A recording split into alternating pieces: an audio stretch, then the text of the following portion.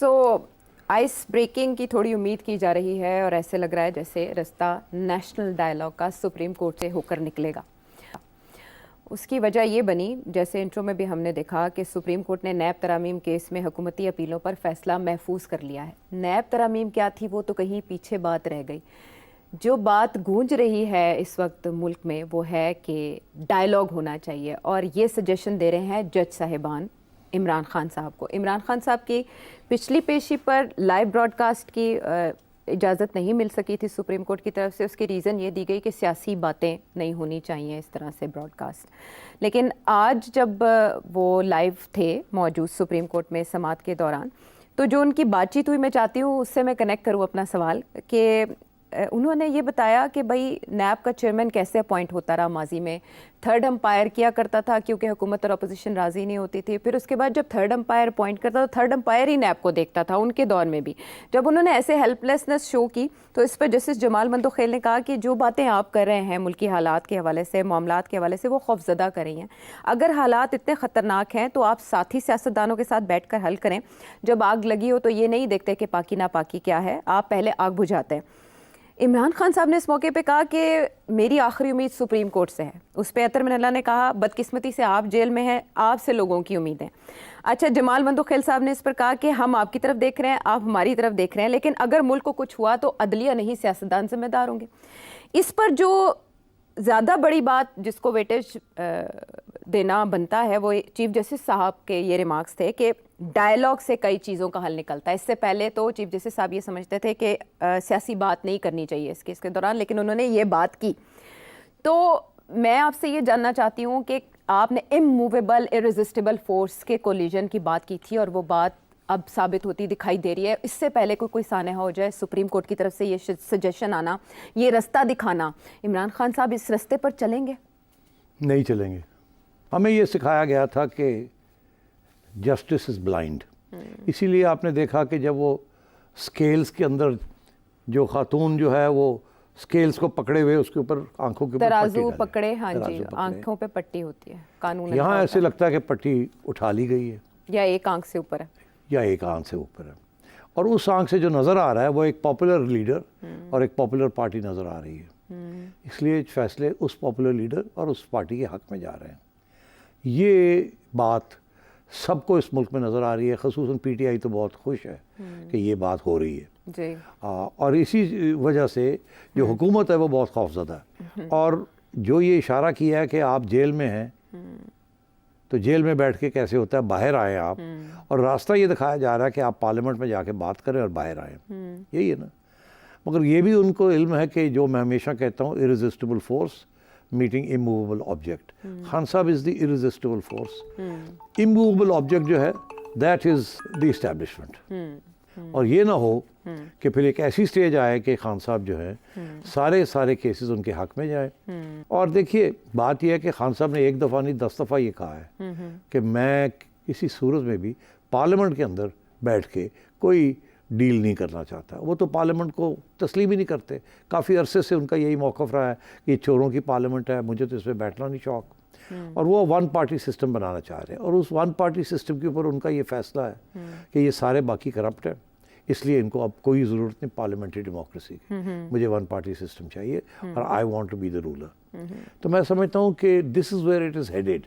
تو میرا جو پہلا موقف تھا اور جو تجزیہ ہے وہ برقرار ہے کہ ہم ایک ایسی گلی میں جا رہے ہیں جہاں سے اب سارے دیواریں جو ہیں وہ کلوز ان ہوتی جا رہی ہیں اور آگے کی جو راستے دروازے بند ہوتے جا رہے ہیں.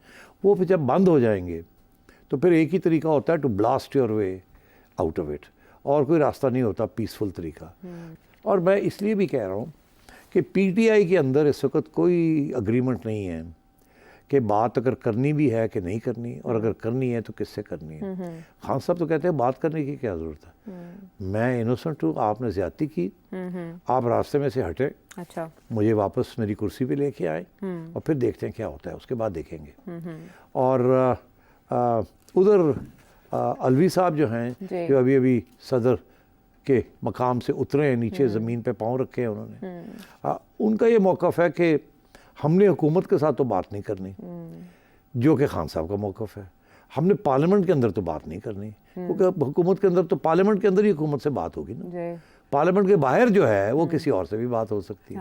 مگر خان صاحب نے تو کچھ نہیں کہا کس سے بات کرنی ہے نہیں کرنی، مگر الوی صاحب یہ کیا کہہ رہے ہیں، الوی صاحب یہ کہہ رہے ہیں کہ ہم گھر کے چوکیدار سے بات نہیں کریں گے، نہ مالی سے، نہ ٹھیلے والے نہ سے، مالی گھر سے، کے مالک سے بات ہوگی۔ اور اگر چوکیدار نے گھر کے مالک کو باہر نکال کے خود گھر کا مالک بن گیا تو پھر چوکیدار سے بات کر لیں، یہ بھی کہا۔ تو اس کا مطلب کیا ہے؟ مطلب یہ ہے کہ ہم پاکستان کی افواج سے بات کریں گے، اسٹیبلشمنٹ سے بات کریں گے، ہم ان فارم 47 والوں سے ہم بات نہیں کریں گے۔ یہی بات عمران خان صاحب نے بھی کہی کہ خان صاحب یہی کہہ رہے ہیں، تو بات وہیں آتی ہے کہ ہمیں اسٹیبلشمنٹ نے نکالا، اور خان صاحب تو یہی کہتے ہیں کہ ووٹ آف نو کانفیڈنس تو اسٹیبلشمنٹ نے کرایا ہمارے خلاف، اور اب اسٹیبلشمنٹ جو ہے یہ حکومت کو، جس کو پپٹ حکومت کو لے آئی ہے، اس کو نکالے اور مجھے واپس اپنی میری جگہ پہ لے کے آئے، تو وہ تو اس لیے یہ جو ججز صاحب کی تجویز ہے یہ کہیں نہیں جائے گی۔ ایک اور آپشن بھی تو آیا عدالت کے سامنے، وہ یہ تھا کہ چیف جسٹس نے فاروق ایچ نائک صاحب کو بانی پی ٹی آئی کے سامنے کیا اور کہا کہ یہ رکن پارلیمنٹ ہے، دشمن نہیں، پارلیمنٹ میں بیٹھ کر مسائل حل کریں۔ اچھا، وہ فاروق ایچ نائک صاحب آصف علی زرداری صاحب کو ریپرزینٹ کرتے ہیں، ویسے بھی آصف علی زرداری صاحب کہہ رہے ہیں اختلاف ختم کر کے ہم سب کو مل کر آگے چلنا چاہیے۔ فاروق ایچ نائک صاحب نے کہا ہم نے اپنے دروازے ہمیشہ کھلے رکھے۔ اعتزاز احسن صاحب کہہ رہے ہیں کہ بانی پی ٹی آئی اگر بیک چینل سے آصف علی زرداری سے ملیں تو صدر زرداری ان کے لیے بہت سے دروازے کھول سکتے ہیں۔ ایسا بھی کوئی آپشن ہو سکتا ہے کہ اگر عدلیہ نہیں تو ایوان صدر؟ نہیں، یہ بھی نہیں ہو سکتا۔ زرداری صاحب کوئی ایسا قدم نہیں اٹھائیں گے جس کے ساتھ اسٹیبلشمنٹ ان کے ساتھ ناراض ہو جائے گی، یا تو اسٹیبلشمنٹ کی طرف سے ان کو کوئی پیغام آئے کہ آپ کوئی رول ادا کریں، اس کو نیوٹرلائز کریں، اس کی جو تھریٹ ہے اس کو نیوٹرلائز کریں، تو زرداری صاحب وہ کوشش ضرور کر سکتے ہیں۔ مگر کیا عمران خان زرداری صاحب کے ساتھ بیٹھنے کے لیے تیار ہے؟ نو، وہ یہ نہیں سمجھتا کہ میں پریزیڈنٹ کے ساتھ بات کر رہا ہوں، میں سپریم کمانڈر یا ایک نیوٹرل پریزیڈنٹ کے ساتھ بات کر رہا ہوں۔ وہ یہ سمجھتا ہے کہ زرداری صاحب is part of this setup اپ۔ اور by the way, if I مے سے سو، میرا خیال ہے زرداری صاحب کا بہت اہم رول ہے ان دس سیٹ اپ۔ اس کی وجہ یہ ہے کہ اگر زرداری صاحب یہ انسسٹ نہ کرتے 2022 میں تو پی ڈی ایم کی گورنمنٹ اس وقت نہ بنتی۔ زرداری صاحب نے انسسٹ کیا تھا ہم نے پاور لینا ہے اور ہم یہ اکنامک کرائسس کو حل کر سکتے ہیں، اور اس کے اوپر بہت سی ایویڈنس بھی ہے کہ زرداری صاحب کی وجہ سے یہ سارا کچھ وہاں بنا۔ اگر نواز شریف صاحب کی بات مانی جاتی تو یہ اس وقت الیکشنز ہو جاتے، اور اس کے بعد بھی زرداری صاحب نے جو گیم کھیلی ہے اس کے ساتھ کیا ہے کہ پریزیڈنسی لے لی ہے، سندھ لے لی ہے، اور کوئی ذمہ داری نہیں لی۔ یہ جو مہنگائی ہوئی، یہ جو سارے آئی ایم ایف کے ساتھ جو معاہدے ہوئے، اور اب بھی جو کور ایشوز ہیں اس کے اوپر پیپلز پارٹی اس حکومت کے ساتھ نہیں ہے۔ تو زرداری صاحب تو تھوڑی سی لمبی گیم کھیل رہے ہیں۔ انہیں اس بات کا احساس ہے کہ اگلی گیم جو ہوگی وہ ایک طرف عمران خان صاحب ہوں گے اور دوسری طرف نون لیگ نہیں ہوگی، اور مولانا تو خیر ویسے ہی سائڈ لائن ہو گئے ہیں، اور نون لیگ بھی ہو رہی ہے اب، اور رہ جائے گی پیپلز پارٹی۔ پیپلز پارٹی ایک ریجنل پارٹی ہے، وہ اپنا ریجنل بیس برقرار رکھے گی۔ تو انہوں نے تو جو حکومت اسلام آباد میں آئے گی اس کے ساتھ بیٹھ کے کام کرنا ہے، خواہ وہ عمران خان کی ہو یا کوئی بھی ہو، اور اگر کسی کے ساتھ نہیں کرنا تو سندھ تو لے کے بیٹھنا ہے انہوں نے۔ تو اس لیے وہ اسٹیبلشمنٹ کے ہمیشہ قریب رہیں گے، جو بھی اسٹیبلشمنٹ کا سربراہ ہو وہ زرداری صاحب اسٹیبلشمنٹ کے قریب رہیں گے۔ چلے، یہ تو پاکستان پیپلز پارٹی کے مفادات ہیں اور اس کے لیے وہ رستہ جو اڈاپٹ کریں گے وہ اس پہ صحیح جا رہے ہیں، کامیاب جا رہے ہیں۔ کچھ چیزیں ایسی ہیں جو بڑی توجہ کے قابل ہیں، جیسے اب سینیٹر فیصل وافڈہ صاحب توہین عدالت کے میں انہیں بلایا جا چکا ہے آلریڈی، اور کافی وہ دبنگ قسم کے بیان بھی دیتے ہیں۔ انہوں نے ایک ٹویٹ میں کہا ہے کہ کل کے اختلافی نوٹ کے بعد اگر کوئی بہت مشہور ہے تو اس کے لیے قانون مختلف ہونے کی تجویز ہے۔ اگر کوئی مشہور گلوکار قتل کے جرم میں ملوث ہو تو کیا اس کے لیے الگ قانون ہوگا؟ اچھا، عطر من اللہ صاحب کی جو آپ نے اس سے پہلے حوالہ دیا تو انہوں نے یہ بولا کہ سب سے بڑی سیاسی جماعت کے سربراہ ہونے کے ناطے بانی P T I Imran Khan کو لائیو دکھانا کسی قانون کی خلاف ورزی نہیں ہے۔ پراکسی ہونے کی بات بھی عطر من اللہ صاحب نے کی۔ پھر جب وزیر اعظم نے کالی بھیڑے کہا اعلیٰ عدلیہ میں موجود سابقہ ججز، موجودہ ججز، تو اس کا جواب بھی عطر من اللہ صاحب کی طرف سے آیا۔ اس بات کو لے کر سب بہت حیران ہیں کہ ایسا کیوں؟ دیکھیے، میری جو اپنی رائے ہے وہ اپنی جگہ پہ میں ابھی کچھ اس کے بارے میں بھی ذکر کروں گا، مگر اس وقت جو باہر جو رائے چل رہی ہے میڈیا کے اندر بھی اور باہر بھی، پی ٹی آئی والے بڑے خوش ہیں عطر صاحب سے، اور باقی سب جو ہیں وہ کہتے ہیں کہ یہ باعث ہو چکے ہیں۔ اگر انہوں نے اپنی آنکھوں پہ پٹی نہیں ڈالنی تو پھر وہ تو خود تسلیم کر رہے ہیں کہ ہم پاپولر پارٹی جو ہے اس کا سامنے رکھنا پڑے گا اس بات کو. اب بات یہ ہے کہ یہ بہت باعث قسم کی ویو ہے اور مجھے افسوس ہے اس بات کا کہ الزام جو لگ رہا ہے وہ یہی لگ رہا ہے کہ یہ پاپولر ہونا چاہتے ہیں. اچھا. اور پاپولزم کا یہ بھی شکار ہو رہے ہیں حالانکہ ججز کو ایسے نہیں ہونا چاہیے. اب یہ میں ایک عام تاثر جب میں پی ٹی آئی والوں کو ملتا ہوں تو وہ کھل کے یہ بات کہتے ہیں اور جب میں دوسروں کو ملتا ہوں تو وہ کہتے ہیں کہ اب تو نظر آ گیا کہ یہ ان کا کیا رائے ہے اور یہ ان کی کیا سوچ ہے اور یہ کوئی جوڈیشل سوچ نہیں ہے, یہ پولیٹیکل سوچ ہے. اب میں آپ کو یہ بتاؤں مجھے اس لیے افسوس ہے کہ من اللہ صاحب اس قسم کا رویہ اختیار کر رہے ہیں یا یہ اس قسم کے بیان دے رہے ہیں جس کے ساتھ یہ ایک تاثر پیدا ہو رہا ہے. یہ تاثر صحیح ہو یا غلط ہو الگ بات ہے, وہ ان کی ضمیر خود جواب دے گی. مگر بات یہ ہے کہ مجھے ایک کیس یاد ہے جہاں میں بہت لیٹ ڈاؤن فیل کیا تھا. نواز شریف صاحب کنوکٹڈ تھے اور آؤٹ آف دا کنٹری تھے. ان کے اوپر پابندی لگا دی عدالتوں نے اور پیمرا نے کہ یہ ان کے بیان نہیں چھپیں گے, یہ ٹی وی پہ نہیں آئیں گے. اور موقف یہ لیا کہ یہ کانوکٹ ہے. میں نے اس وقت ایک بڑے اہم وکیل ہیں ان سے رابطہ کیا اور میں نے ان سے کہا کہ یہ کیس ٹیک اپ کریں because it infringes my right as a journalist on the freedom of speech. اس کا تعلق کنوکشن سے نہیں ہے, اس کا تعلق میری فنڈامنٹل رائٹ سے ہے کہ I can talk about him on any screen or anywhere I like. تو انہوں نے میرے ساتھ اتفاق کیا اور انہوں نے کہا ٹھیک ہے آپ پٹیشنر بن جائیں مگر کوئی ساتھ اور بھی ساتھی لے لیں تاکہ کیس جو ہے وہ کافی سارے لوگ ہو جائیں اس کے اندر.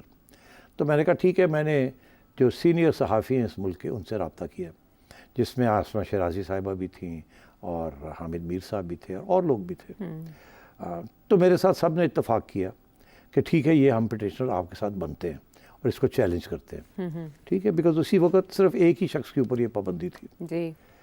تو ہم نے پھر اس وکیل کو کہا کہ آپ کیس ٹیک اپ کریں. انہوں نے ایک اور اچھی تجویز دی. انہوں نے کہا یہ بڑے اچھے سینئر جرنلسٹ لے لیے آپ نے, بڑا اچھا کیا. اچھا. مگر آپ ایسے کریں کہ کوئی ایک آرگنائزیشن بھی ساتھ لے لیں. اچھا. تو پھر ہم نے رابطہ کیا HRCP سے اور Pakistan federal union of journalist سے اور انہوں نے بھی اتفاق کیا. انہوں نے کہا ہمیں بھی پٹیشنر بنا دیں. تو ایک اچھی خاصی تگڑی پٹیشن بنی ود آل آف اس. اچھا. جس کی شروع میں نے کی تھی. I was original petitioner. باقی لوگ ساتھ جوائن کیا. سب کو, کچھ لوگوں کو میں نے کنونس کیا, کچھ لوگوں کو جن کو میں نے کنونس کیا انہوں نے کنونس کیا.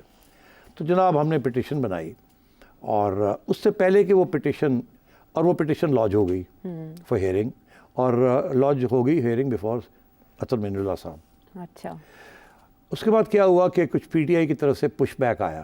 میں کہا جی یہ تو سارے نوازو جرنلسٹ ہیں, یہ تو نواز شریف چور کے حامی ہیں and so on and so forth. اب HRCP اور PFUJ اور بہت سے لوگ ہوں گے اس میں 2-3 لوگ جو کہ سمپتھیٹک تھے مگر موسٹلی انڈیپینڈنٹ جرنلسٹ تھے. تو جب پش بیک آئی تو اس میں بدقسمتی سے 3 جرنلسٹ اس لسٹ میں سے ان کے اوپر جب پریشر آیا تو وہ انفارچونیٹلی ٹریجکلی ان مائی ویو وہ پیچھے ہٹ گئے. انہوں نے بیان دے دیا کہ ہم اس پٹیشن سے پیچھے ہٹنا چاہتے ہیں, ہم اپنا نام ریموو کرنا چاہتے ہیں. اور یہ ایکسکیوز کیا ہمیں تو پتہ ہی نہیں تھا کہ یہ تو نواز شریف اسپیسیفک ہے. اچھا. اور اس لیے ہم تو نہیں چاہتے کہ ہم کسی پارٹی کی پٹیشن کے حامی بنیں. حالانکہ پٹیشن بڑی واضح تھی کہ یہ ہونا نہیں چاہیے, اس قسم کی پابندی کسی کے اوپر نہیں لگنی چاہیے خواہ وہ کانوکٹ ہو یا نہیں. ٹھیک. اب وہ صرف کیونکہ ایک نواز شریف ہی تھا تو اس لیے انہوں نے پھر, حالانکہ پٹیشن کے اندر نواز شریف کا نام نہیں تھا. تو وہ جب پیچھے ہٹے انہوں نے اناؤنس کیا کہ ہم پیچھے ہٹ رہے ہیں تو اس کے ساتھ پریشر پڑ گیا باقی لوگوں کے اوپر کہ یہ نہ ہو کہ ہمیں اب پرو نواز کا کہلا دیا جائے. اچھا. میرے پہ پریشر آیا کہ آپ وڈرا کر لیں. میں نے کہا میں نے نہیں وڈرا کرنی. میرے باقی ساتھیوں نے بھی, جس میں اور بھی لوگ تھے جن کا میں نے نام لیا, اور انہوں نے کہا ہم نہیں پیچھے ہٹتے. تو وکیل صاحب نے یہ فیصلہ کیا اور ہم سے نہیں کنسلٹ کیا. وکیل صاحب نے ادھر ادھر 1-2 لوگوں سے جو پٹیشنر تھے ان سے کنسلٹ کر کے یہ پٹیشن وڈرا کر لی. اور ہمیں پتہ چلا, مجھے اور میرے ساتھیوں کو پتہ چلا جبکہ یہ اخبار میں یا ٹویٹر پہ آ گیا کہ پٹیشن وڈرا ہو گئی ہے. مجھے اس چیز کا افسوس ہے کہ کاش اس وقت بھی اسی قسم کے تقاضوں کے اندر یہ سارا کچھ جج کیا جاتا. اور وہ دن تھا اور آج کا دن ہے.